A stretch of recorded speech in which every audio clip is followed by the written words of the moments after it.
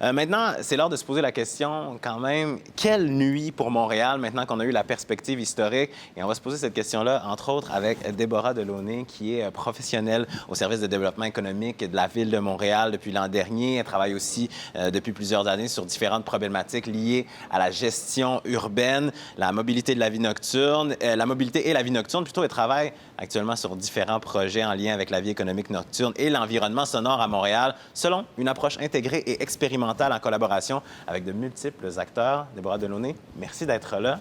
Bonjour. C'est pas trop tôt?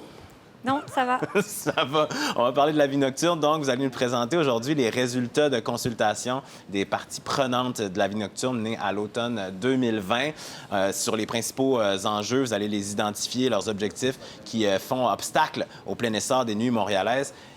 Je pense que je vais te céder le siège, d'ailleurs, que tu as pris avec grand bonheur, avec grande élégance. Et je vais te laisser poursuivre cette présentation. Merci beaucoup, Nicolas, pour l'introduction. Bonjour à toutes et à tous. Donc, effectivement, dans le cadre de ce premier sommet de la nuit, on vous propose de vous présenter, avec plusieurs de nos partenaires d'ailleurs qui vont nous rejoindre ensuite, des premiers résultats en lien avec ce chantier sur la vie économique nocturne. Alors, dans le cadre du plan de relance économique, une impulsion pour la métropole Agir maintenant, la Ville de Montréal a initié un chantier politique et réglementaire qui vise à dynamiser l'économie de la nuit tout en favorisant un vivre ensemble harmonieux, comme ça a été présenté précédemment. Donc, un vivre ensemble harmonieux entre les différentes activités qui sont commerciales, récréatives, culturelles et résidentielles dans cet espace-temps qu'est la nuit. Alors, pour démarrer cette démarche et avoir une meilleure compréhension des dynamiques et des enjeux en présence, le service du développement économique a misé sur la recherche et le savoir. Donc, on a plusieurs activités de recherche et de consultation qui ont été menées au cours de l'automne 2020 et de l'hiver 2021. Donc, comme vous le savez, la vie économique nocturne, c'est un sujet extrêmement complexe. Will l'a bien présenté. C'est également un sujet qui est transversal et multidisciplinaire et qui, pour être bien appréhendé, doit l'être avec l'ensemble des parties prenantes qui sont impliquées. Alors, pour ce faire, cet automne, le service du développement économique a mis sur pied des groupes de travail pluridisciplinaires pour travailler sur 4 dimensions principales de la vie nocturne qu'on voit à l'écran, donc les économies de nuit, les activités culturelles et créatives, les enjeux de santé, de sécurité, de diversité et d'inclusion, et puis les aspects qui sont reliés à l'aménagement, à l'urbanisme et au transport nocturne. Alors, ces groupes de travail, ils nous ont permis de rassembler des professionnels de différents services et arrondissements de la Ville de Montréal, mais aussi du milieu académique, des industries de la nuit et du milieu communautaire. Alors, c'est des groupes de travail qui nous ont permis, d'une part, de consulter ces parties prenantes, mais aussi d'identifier ensemble les principaux enjeux et recommandations relatives à ce chantier. Alors au total, on peut passer la diapo suivante s'il vous plaît, c'est un exercice qui nous a permis de réunir près de 80 acteurs du milieu autour de 22 activités qui se sont déroulées en ligne cet automne. Alors ce panel, c'est l'occasion de vous présenter pour la première fois les résultats de cette étude et puis de pouvoir les discuter en fait avec 4 experts qui vont nous rejoindre pour la période de discussion et qui ont eux-mêmes participé à ces 4 groupes de travail. Alors, pour présenter ces premiers résultats, j'aimerais accueillir Claude Fortin, qui nous accompagne sur ce projet depuis plusieurs mois en tant que chercheur, dans le cadre d'une collaboration MITAX. Bonjour Claude, bienvenue.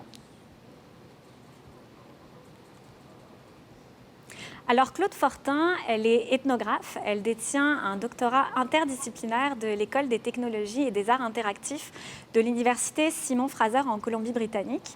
Et puis, elle est présentement affectée à la Ville de Montréal en tant que boursière de la cohorte 2021 du programme MITAX, qui soutient les chercheuses et les chercheurs pour l'élaboration de politiques scientifiques canadiennes.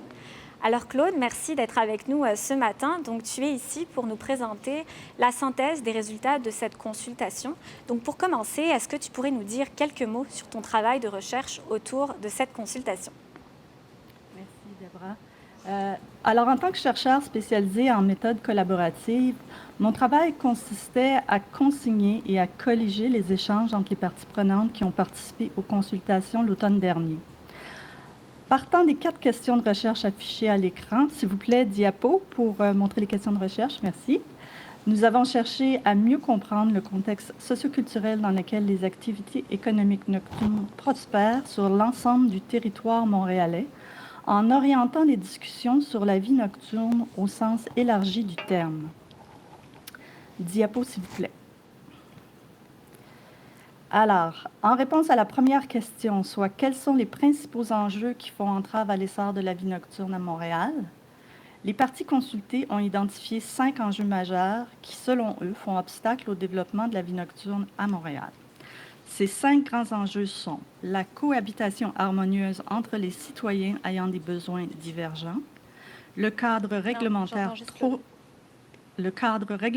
trop répressif et mal adapté aux réalités sur le terrain, les défis de la localisation et de la planification des sites de la vie nocturne, l'insuffisance de services et de ressources humaines et matérielles, la vulnérabilité, le sentiment d'insécurité et la sécurité sur le territoire.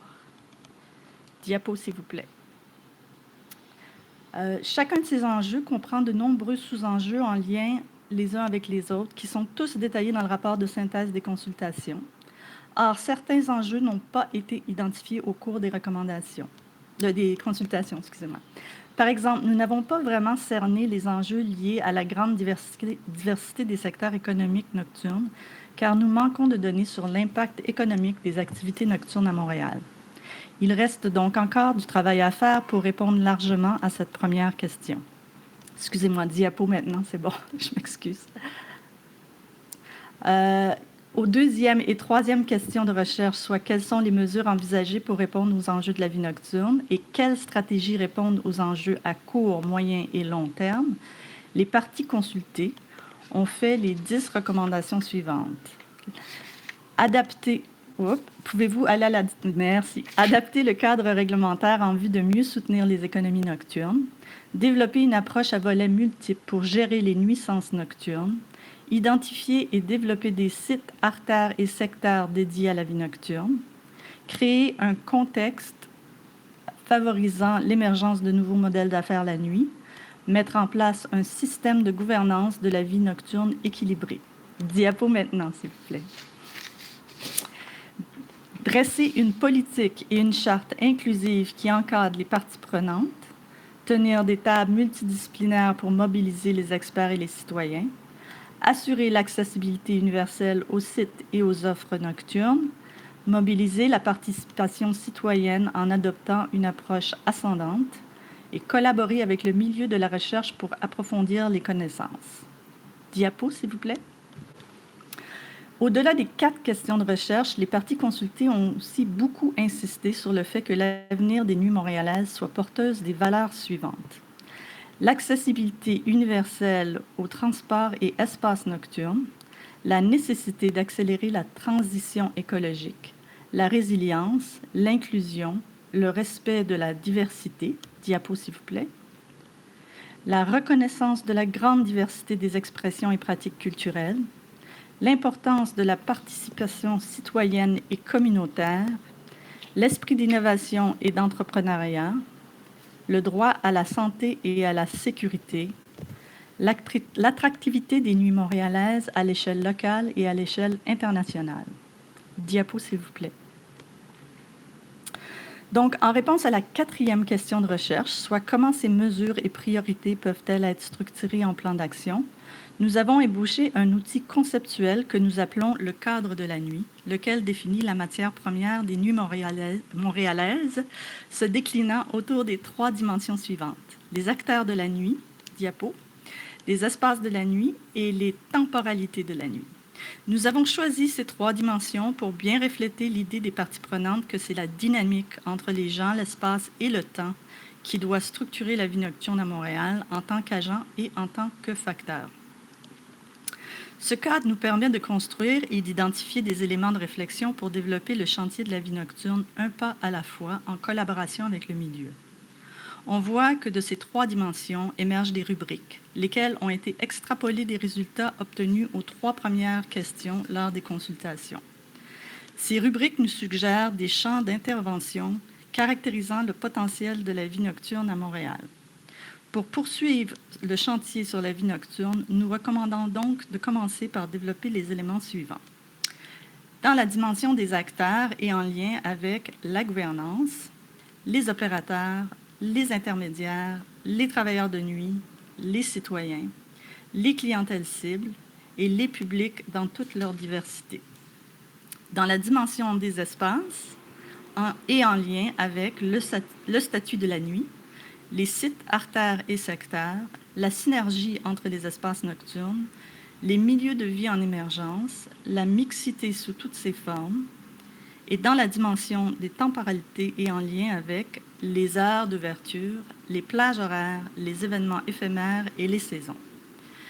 Bien que chaque rubrique soit associée à la dimension qui s'en rapproche le plus étroitement, elles sont évidemment interdépendantes et donc toujours en lien les unes avec les autres.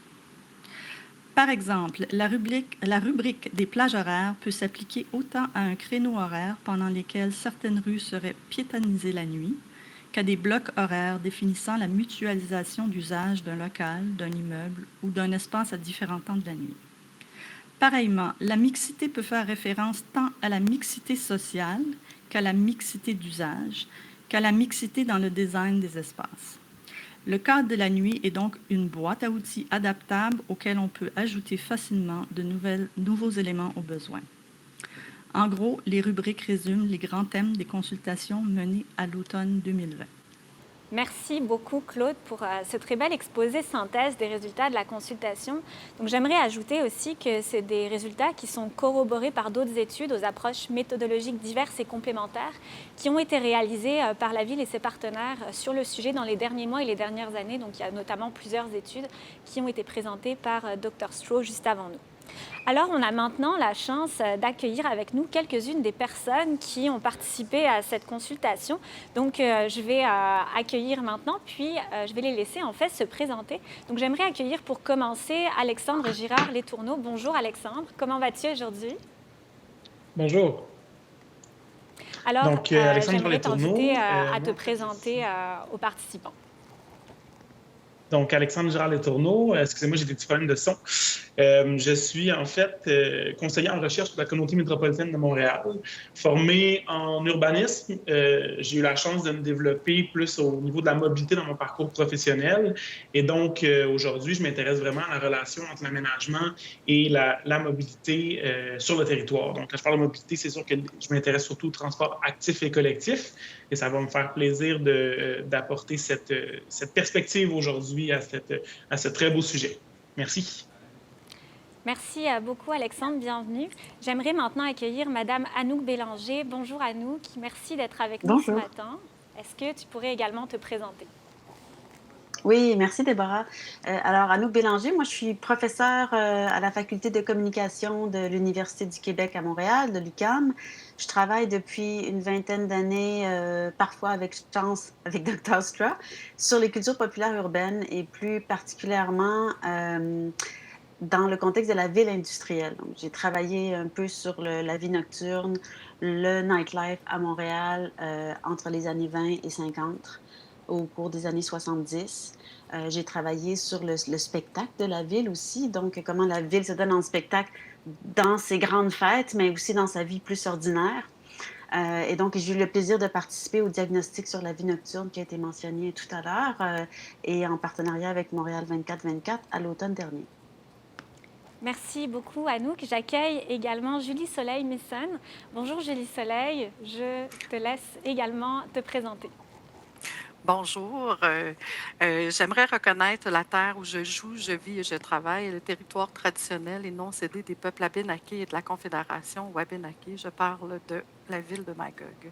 J'ai une maîtrise en criminologie. Je suis responsable du contenu et de la valorisation de la pratique à l'Association des intervenants et intervenantes en dépendance du Québec, où je co-coordonne avec le groupe de recherche et d'intervention psychosociale une table de concertation sur l'intervention en milieu festif. Je suis également chargée de cours à la Faculté de l'éducation permanente au certificat en criminologie à l'Université de Montréal, où je donne le cours Drogue et criminalité. Je suis membre du Conseil de nuit de Montréal dans le comité Santé, Sécurité, Diversité et Inclusion. J'ai donc plus de 15 ans d'expérience dans la coordination de projets de recherche terrain, de formation et d'enseignement, dans le développement d'outils de prévention et de réduction des risques et des méfaits sur les substances psychoactives et les réalités connexes, notamment dans l'intervention en milieu festif et l'analyse de substances. Merci Julie Soleil, bienvenue parmi nous.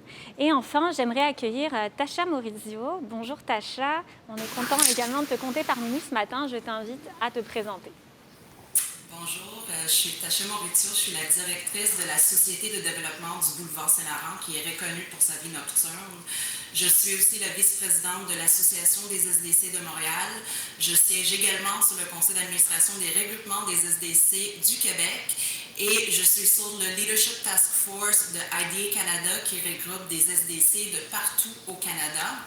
Et depuis 2015, la SDC du boulevard Saint-Laurent a mis en place une brigade de médiation nommée les veilleurs sur l'artère commerciale pendant la saison estivale, qui sont vraiment les intermédiaires entre les tenanciers des bars, le poste de quartier 38 dans Place PVM et aussi la clientèle du boulevard Saint-Laurent et les citoyens.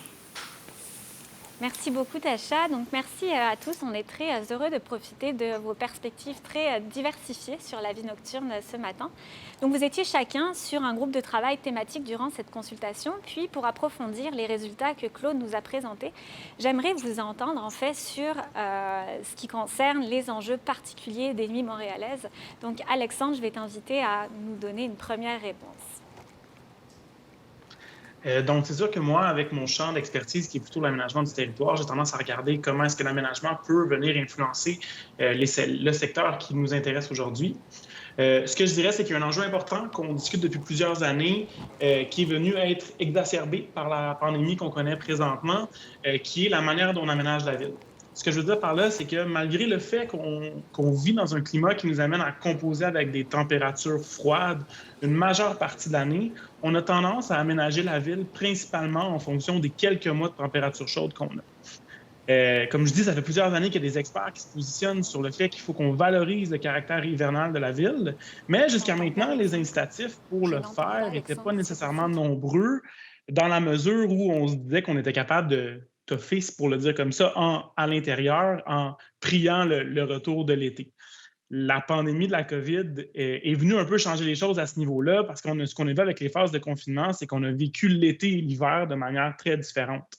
Si on revient à l'été dernier, en fait, au début de l'été, quand on a eu l'apparition des premiers confinements, des premières mesures sanitaires, on s'est rapidement étalé sur l'espace public. Donc, on a été en mesure de voir des terrasses apparaître ou agrandir. On a piétonnisé des rues commerciales, donc il y avait un dynamisme super intéressant. Les parcs ont été bondés tout l'été. On a vu aussi la création de nouveaux corridors de transport actif parce que soudainement, les gens s'y réintéressaient. Donc, je pense que d'un point de vue social, on s'en est bien sorti. La ville est devenue, le temps de quelques mois, un genre de laboratoire urbain et on a su passer d'une situation très déplorable à une opportunité. Je ne pense pas qu'on peut en dire autant pour le dernier hiver. Avec les différentes fermetures d'espaces intérieurs, l'interdiction de se rassembler à l'intérieur aussi et le fait qu'on avait des températures froides qui n'étaient pas très invitantes, c'est devenu presque impossible de socialiser, outre le fait de le faire de manière virtuelle. Et je pense que tout le monde s'est rapidement rendu compte des limites de ces modes de communication-là. Donc, les impacts sur la santé mentale, évidemment, semblent avoir été très, très grands. On l'a vu à travers la une dans les dernières semaines. Là. On dirait que semaine après semaine, il y a des nouvelles données probantes qui viennent nous rappeler l'intensité et l'augmentation, en fait, de la détresse psychologique des citoyens due à cette situation-là. Donc, je pense qu'à ce niveau-là, il y a quelque chose, là, un enjeu majeur qu'on va devoir traiter. Merci. Merci beaucoup Alexandre pour cette perspective effectivement sur l'appropriation des espaces. Puis comme tu le disais, toute la question d'avoir un laboratoire vivant, on sait que la nuit peut aussi apparaître comme un laboratoire pour l'expérimentation, notamment d'un point de vue de l'aménagement et de la planification urbaine. Alors je vais inviter Anouk à nous partager son point de vue sur les enjeux prioritaires par rapport aux nuits montréalaises. Oui, alors, moi, je ne pouvais pas entendre ce qu'Alexandre a dit, donc j'espère pas trop répéter ou empiéter sur ses commentaires. Donc, d'une part, dans le groupe de travail, on a discuté de la ville de Montréal, de ses aspects festifs, du potentiel créatif de la nuit, de l'importance de la culture et des arts dans la vie nocturne. Je sais qu'on va parler pas mal au cours du sommet des aspects festifs d'un point de vue économique et industriel. Donc, moi, je vais surtout poser le regard sur des aspects qui, je pense, ne seront pas couverts. Donc, d'une part, et ça a été mentionné tout à l'heure, la nuit, c'est pas juste une économie de nuit liée à la fête. et aux grands événements, c'est aussi la poursuite de la vie publique. Et donc ça implique de cultiver, de développer un droit aux espaces, donc aux espaces commerciaux, autant les discothèques, les endroits de création, les espaces de fête, etc. Et j'inclus là-dedans et je souligne le droit d'une poursuite de la vitalité des petites salles de spectacle, des bars de quartier, etc., qui sont un peu, comme le divan orange qui a été mentionné en introduction, le cœur ou le tremplin pour tout ce qui est les scènes underground, la relève et le renouvellement justement de l'offre culturelle, artistique, voire même festive de Montréal. Donc pour moi, ça, c'est super important. Le droit aux espaces, la vitalité des petits espaces de quartier. Ce que je voudrais mentionner également, c'est qu'il y a un courant mondial, on l'a dit, sur une redécouverte de la nuit, pas juste dans ce qu'elle recèle de menaces, là, mais aussi ce qu'elle recèle de possibilités, un laboratoire des possibles, comme on vient de le mentionner. Et donc, dans ce sens-là, ce que j'aimerais mentionner, c'est la singularité de la ville de Montréal. Je pense qu'Alexandre l'a mentionné, Montréal, c'est une ville d'hiver. Hein, donc, il y a ce caractère-là à réfléchir particulièrement. Montréal, c'est une ville, comme les autres, il y a différents quartiers et chacun de ces quartiers a une singularité. Donc, ce que je veux dire par le biais de la singularité des quartiers, c'est que la vie économique nocturne, elle se concentre beaucoup dans, par exemple, le centre-ville et autour du quartier des spectacles où il y a les grandes industries puis les événements officiels. Mais il y a aussi dans les différents quartiers une vie nocturne avec des dimensions commerciales et avec des dimensions plus publiques aussi. Et donc, la singularité des dynamiques de quartier, pour moi, est importante. Entretenir une cohabitation avec les petits bars, les petites salles de spectacle, mais aussi ouvrir des possibles sur les autres espaces publics, parce que la nuit, c'est aussi un espace qui appartient aux 14 ans, 18 ans, à ceux qui ne vont pas dans les bars et les festivals. Et donc, quels espaces publics est-ce qu'on leur offre dans les quartiers? Pour moi, c'est important à réfléchir. Et donc, ça vient avec l'idée des réalités plurielles. Inclure dans ce qu'on conçoit de la nuit et ce qu'on veut développer de la nuit en termes de vitalité économique et de vitalité publique. Donc, ce qui est les scènes underground, ce qu'on appelle dans la recherche et ailleurs les nuits ordinaires, donc pas les grands événements, mais l'ordinaire de la nuit. On est dans les parcs, on est dans les espaces publics, on se promène dans la ville, on investit différents espaces, comme Alexandre l'a mentionné, et ces réalités plurielles-là et ordinaires, pour moi, sont tout aussi importantes pour ouvrir tout le potentiel et l'espèce d'espace des possibles que peut proposer la nuit à la ville de Montréal en ce moment. Merci beaucoup Anouk pour ce partage. Effectivement, il y a toute la question de l'identité nocturne de chaque quartier qui est beaucoup ressortie dans ces consultations, puis que tu présentes très bien. Je te remercie en tout cas pour ce partage. Je vais inviter Tasha à nous présenter, selon elle, quels sont les principaux enjeux spécifiques aux Nuits de Montréal. Moi, je vais toucher plutôt la sortie du crise, donc la relance économique de l'économie de la nuit. C'est sûr que ça fait 18 mois qu'on n'a pas une vie nocturne présentement à Montréal. On a vécu avec un couvre-feu. Donc, à la relance économique, je pense que l'enjeu principal, ça va toucher deux choses. La manque de communication entre les parties prenantes, que ce soit l'SPVM, la moralité, les tenanciers de bars et les citoyens, et aussi la cohabitation et l'application des mesures sanitaires et la réglementation. Des fois, on se trouve que tout le monde travaille en îlot, on ne se parle pas. Puis, des fois, au niveau des mesures sanitaires, de l'avoir vécu l'année dernière avec mes tenanciers de bar, des fois, la perception et la compréhension de ces types de mesures et réglementations peut être différente d'une partie prenante à l'autre. Donc, tu sais, un cadre policier peut comprendre la réglementation d'une telle façon, mais Moralité, qui travaille pour la Régie des alcools, va le comprendre d'une autre manière, et les tenanciers des bars d'une autre manière de leur côté aussi. Donc, je pense que c'est vraiment important, si on veut bien relancer l'économie de la nuit, de se mettre autour d'une table, tout le monde ensemble, pour qu'on soit sur la même page. C'est la même chose au niveau des résidents et des citoyens autour des artères commerciales ou des secteurs de l'économie de nuit. Ça fait 18 mois, on ne vit pas avec du bruit. On avait un couvre-feu, on vit avec le silence le soir.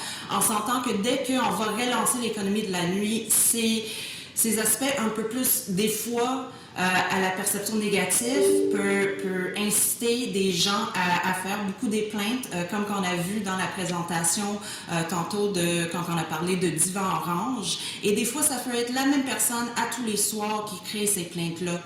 Donc, il y a évidemment un enjeu au niveau de la réglementation, puis comment c'est adapté au niveau de la vie nocturne. Donc, j'aimerais qu'à la relance économique, bientôt, j'espère, on serait capable d'avoir un outil de communication pour favoriser le développement de ces secteurs. Merci beaucoup, Tasha. Effectivement, tu soulignes des enjeux importants qui ont aussi beaucoup été discutés donc, en matière de gouvernance, de collaboration, puis de réglementation, qui doivent être réfléchis puis adaptés au nouveau contexte en plus dans lequel nous sommes. Alors, je vais laisser Julie Soleil terminer avec cette question. Donc, c'est vraiment une grande question. Hein. Il y a vraiment beaucoup d'enjeux. Hein. On en a parlé de plusieurs, mais pour ma part, je vais parler des enjeux selon une perspective plus psychosociale et de santé publique, et surtout dans les lieux festifs, d'où vient mon expérience et sur lequel on a abordé beaucoup dans la santé et sécurité dans les différentes discussions. Comme mes collègues ou comme d'autres, on l'a mentionné, hein, on ne peut pas faire fi de la pandémie sur les activités de la fête et des activités nocturnes. Je pense qu'il est important aussi de respecter la nécessité de fête ainsi que les besoins de refaire la fête. Hein. Bien sûr, avec le déconfinement et tout ça, toutes ces choses-là vont revenir. La fête est aussi un moyen de maintenir nos liens sociaux au fur et à mesure des événements de la vie de nous tous, hein, que ce soit nos mariages, baptêmes, fêtes ou festivals ou autres endroits, on a ce besoin-là. Donc, ainsi, les contextes et les fonctions sociales de la fête peuvent être associés bien sûr, à des usages et de la vente de substances psychoactives, légales ou illégales, des apports sexuels plus ou moins consentis et protégés, la santé globale aussi des personnes, notamment pour les oreilles, le sommeil, l'alimentation, etc. Donc, l'absence de la fête depuis plus d'1 an, sauf pour les fêtes clandestines, parce qu'on le sait qu'il y en a quand même du monde qui continue, va apporter, bien sûr, ces débordements et ces risques, mais aussi ces opportunités que je vais aborder un peu plus dans la deuxième question. Donc, les enjeux et les défis dans les milieux festifs sont importants. Et nous les abordons depuis plus de 30 ans en intervention en milieu festif. Donc, on travaille beaucoup sur plusieurs choses. Donc, les lieux ne sont pas sécuritaires et inclusifs pour toutes. Par exemple, pour les communautés de la diversité du genre, de l'identité sexuelle, ainsi que les personnes racisées, car elles n'ont pas accès aussi facilement à cause du profilage qui peut exister dans certains lieux festifs ou certains endroits. La place du travail du sexe et l'importance d'agir sur l'exploitation sexuelle, les violences à caractère sexuel qui peuvent se passer dans les milieux, la qualité des substances, surtout illicites, qui circulent. D'ailleurs, pour beaucoup d'entre vous, vous le savez, nous vivons une crise des surdoses et le marché des substances ont éclaté depuis la pandémie. Et ça fait en sorte, mais on a aussi tout l'excès d'usage, par exemple, d'alcool qui fait partie de la majeure dans nos choses. Donc, l'accès à des services aussi de qualité concernant la santé et la sécurité dans ces lieux. Et aussi une reconnaissance aussi de l'approche de réduction des méfaits et de l'intervention en milieu festif qui est non reconnue ou pas connue ou sous-utilisée à Montréal par rapport à ça. Et une des dernières choses que j'aimerais mentionner aussi, c'est qu'il y a un besoin aussi au niveau de la formation de tous les intervenants du milieu sur tous les enjeux que je viens juste de mentionner ici. Merci. Merci beaucoup, Julie Soleil. Donc, comme vous pouvez le voir, il y a vraiment de très gros enjeux. Il y en a aussi une très grande diversité. Là, on a vraiment beaucoup d'aspects à traiter. Donc, bien sûr, il y a plein d'autres enjeux qui ont été discutés puis qui ne sont pas abordés aujourd'hui. On pense par exemple à tout ce qui a trait au tourisme, au rayonnement international ou encore à l'image de marque de la ville de Montréal au travers de ses nuits, puis de ses festivals, de sa vitalité. Donc, étant donné qu'on est sur un très très gros chantier, il y a beaucoup de priorités qui comme émergent et semblent se positionner. Puis ça m'amène à une deuxième question que j'aimerais vous soumettre en lien avec ça. C'est selon vous, quelles devraient être les priorités dans le point de mire de la métropole en matière de vie nocturne pour les 5 prochaines années? Alors, si je peux reformuler la question, c'est quels aspects de la vie nocturne devraient être priorisés pour les 5 prochaines années. Donc, je vais inviter Tasha à commencer pour cette question. Oui, absolument. Pour moi, honnêtement, ce serait la reconnaissance et la désignation des secteurs dédiés à la vie nocturne pour favoriser, protéger et mesurer les impacts, que ce soit économique ou socio-économique, au niveau des artères et des secteurs. Je pense que c'est là qu'on peut commencer à bien comprendre comment on peut améliorer la situation, comment on peut intervenir, puis comment on peut adapter la réglementation pour que ça soit plus en place pour favoriser le développement de ces secteurs. Je pense aussi que si on parle des 5 prochaines années, si on parle de l'avenir, c'est vraiment de bâtir une ville de 24 heures. Il y a beaucoup de manque de services le soir, qu'on soit en transport en commun, par exemple, ou en restauration, quand les gens sortent à 3 heures du matin, mais aussi les inconvénients des heures d'ouverture. Je peux vous compter des fois sur le boulevard Saint-Laurent à 3 heures du matin, on a à peu près 8000 personnes qui sortent de tous les établissements en même temps. En donnant des heures d'ouverture flexibles, je pense qu'on peut améliorer la cohabitation avec les résidents et avec la sécurité des gens autour des artères commerciales et des secteurs de la vie nocturne. Même chose au quartier de spectacle, mais je pense que honnêtement, ça devrait être ça la priorité pour les 5 prochaines années. Merci beaucoup, Tasha, pour cette perspective. Je vais inviter Julie Soleil à prendre la suite. Donc, comme je mentionnais tantôt, hein, le déconfinement et les besoins de socialiser n'est pas sans risque, hein, mais nous gérons les risques à tous les jours de notre vie. Donc, nous avons le devoir de trouver des moyens de refaire la fête dans le respect, l'inclusivité, la responsabilité et la sécurité pour tous les citoyens et citoyennes de Montréal. D'abord, je crois que nous devons mieux connaître les interventions possibles en milieu festif. L'objectif des interventions n'est pas d'imposer aux personnes qui fréquentent ces lieux l'abstinence ou une baisse de la consommation, par exemple, mais la réduction des risques sanitaires et sociaux qui y sont liés et de maximiser les bienfaits et le plaisir que les personnes pourraient avoir lors de ces fêtes-là. Il s'agit donc d'accompagner toutes les personnes impliquées dans les lieux festifs en s'inscrivant dans une dynamique festive et en respectant les fonctions sociales. L'intervention en milieu festif est donc un outil d'accompagnement transversal qui s'appuie sur une continuité d'approches, dont la prévention, l'outreach, l'approche expérientielle, la réduction des méfaits et des risques, mais ainsi aussi à l'accès aux soins médico-psychosociaux. Donc, à court terme, nous devons trouver des moyens de faire des essais de fête où le retour de la danse, de la socialisation et des expériences festives soit au centre de nos préoccupations. Voici en rafale quelques petites suggestions qui sont ressorties par rapport à ça. Donc, accepter que les fêtes soient là pour rester et que les personnes trouveront toujours quelque chose à faire si on ne met pas en place certaines choses. Si ce n'est pas co-construit aussi avec les personnes, ça ne fonctionnera pas. Il faut écouter la diversité des communautés festives de Montréal. Adopter les principes de la réduction des risques et des méfaits et travailler avec les organismes communautaires de Montréal qui ont développé des expertises dans ce domaine. Investir dans de réelles concertations avec des personnes concernées et engagées à rendre les nuits plus inclusives et festives en misant sur les aspects d'intervention basés sur les données probantes. Financer, bien sûr, des projets multidisciplinaires avec des partenaires diversifiés et mettre en œuvre une politique de la vie nocturne cohérente qui inclut tous les aspects psychosociaux et de santé publique mentionnés si haut. En terminant, j'aimerais dire que la santé publique, le communautaire et toute personne concernée doivent faire partie de la discussion car c'est beaucoup plus que de l'économie et de la sécurité. Merci. Merci beaucoup, Julie Soleil. Tu mets vraiment l'emphase sur le fait qu'on est sur un sujet puis un objet qui interpelle de très, très, très nombreuses parties prenantes de différents secteurs, de différents paliers et qu'il y a vraiment une nécessité de co-construire ensemble ces nuits de demain. Merci. Je vais inviter Anouk à poursuivre. D'abord, je voudrais dire que je suis en parfait accord avec ce qui a été mentionné avant mon intervention.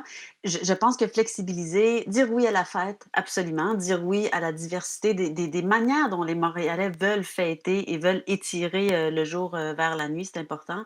Flexibiliser les heures d'ouverture et de fermeture pour permettre une fluidité.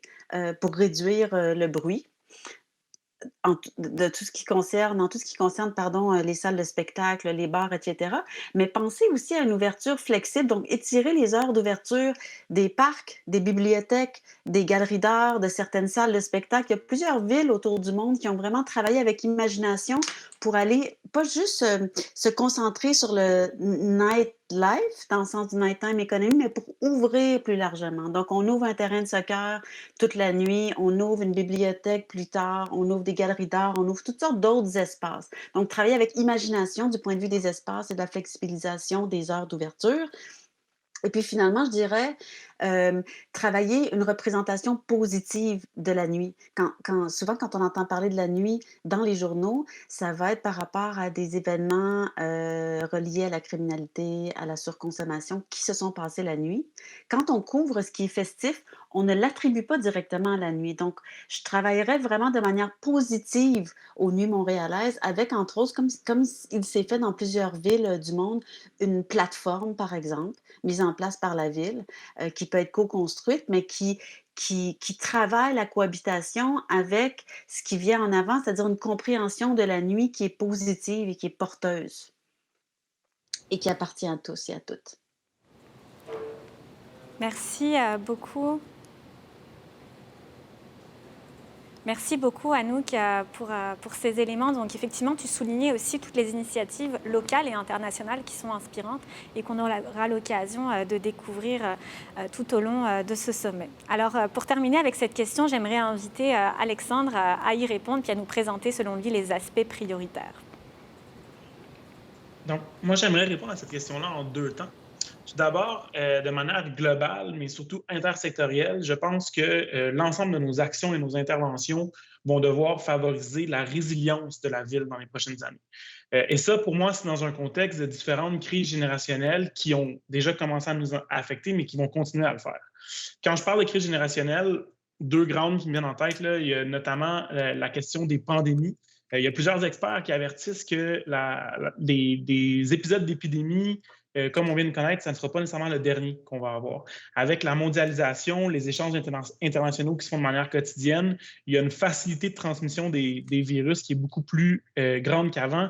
Et donc, il faut s'attendre à avoir de nouveaux épisodes du genre, évidemment à différentes échelles et grandeurs, là. Ensuite, la crise environnementale qui va être entraînée par les changements climatiques va devenir un des enjeux les plus pressants de notre génération et va devoir être traité à tous les fronts tellement il va être majeur.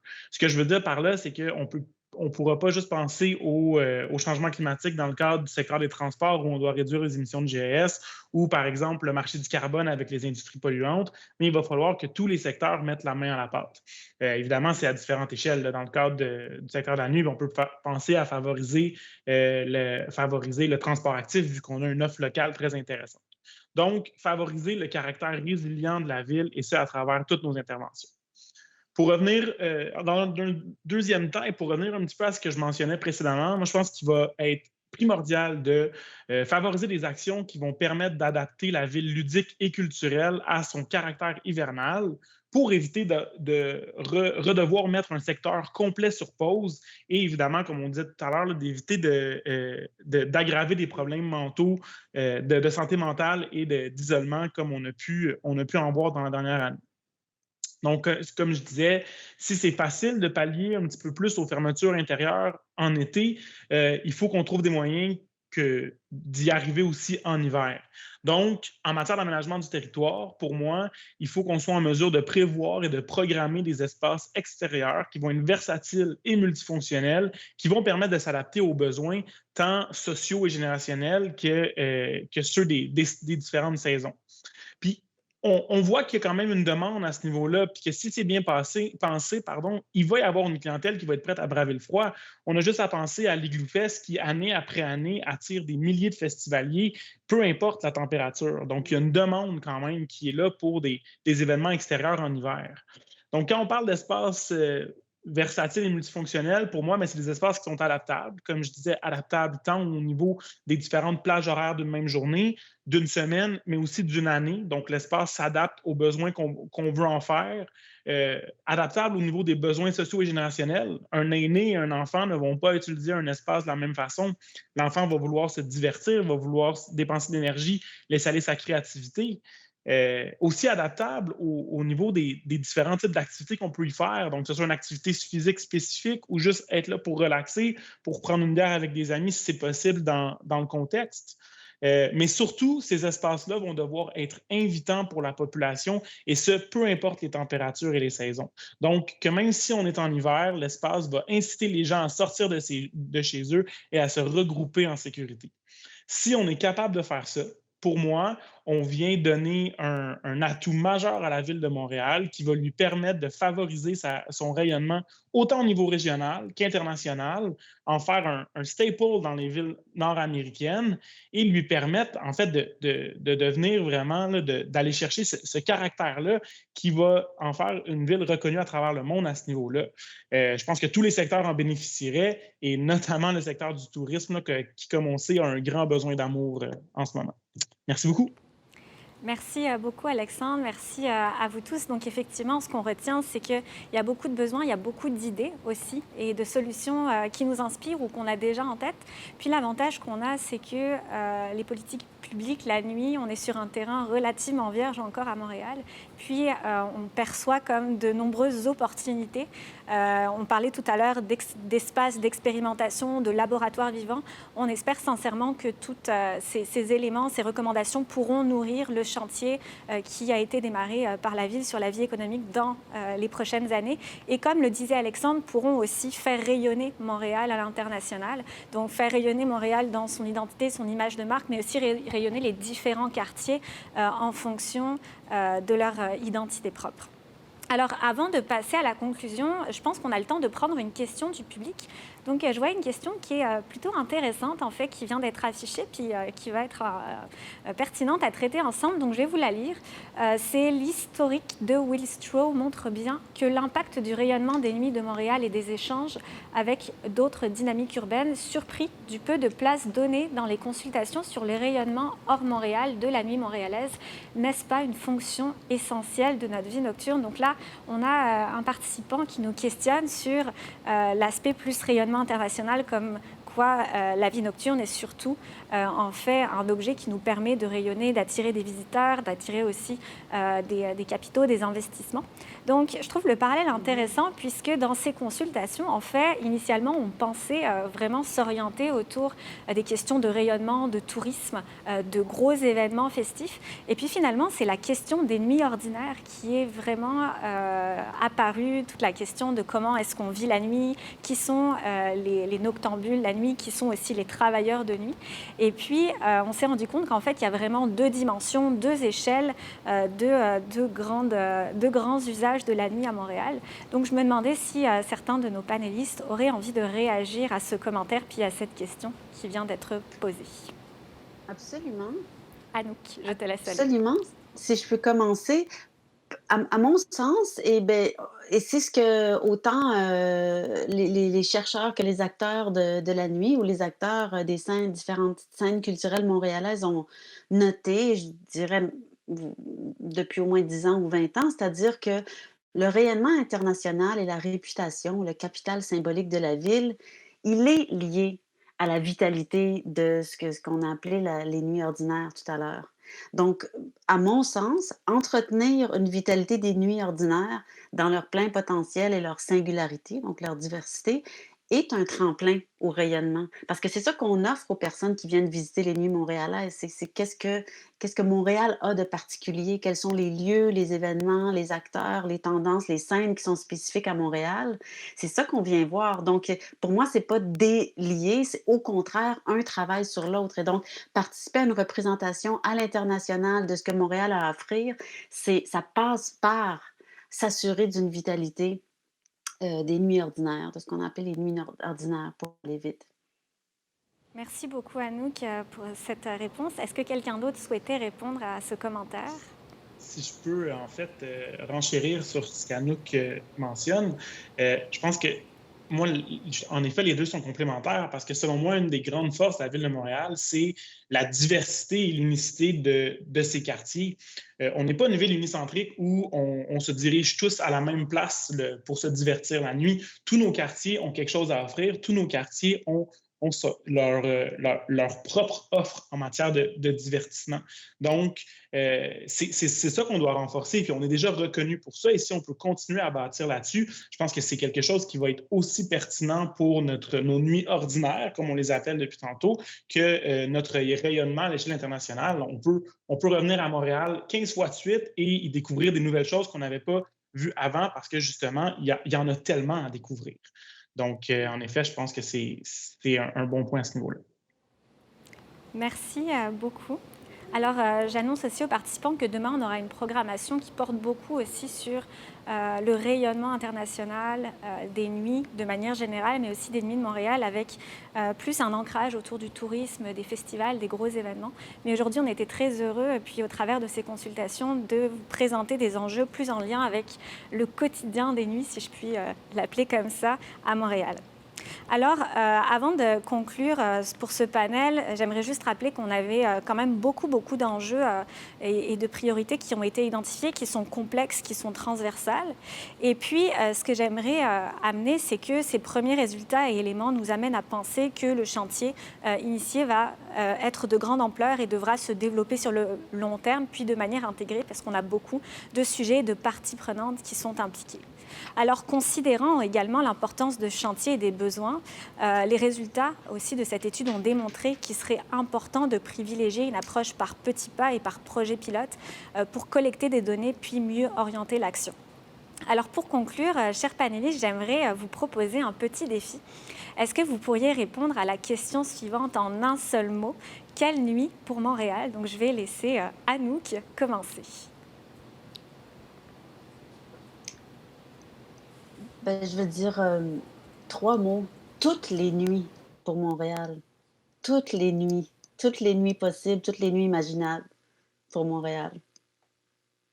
Merci. Alexandre?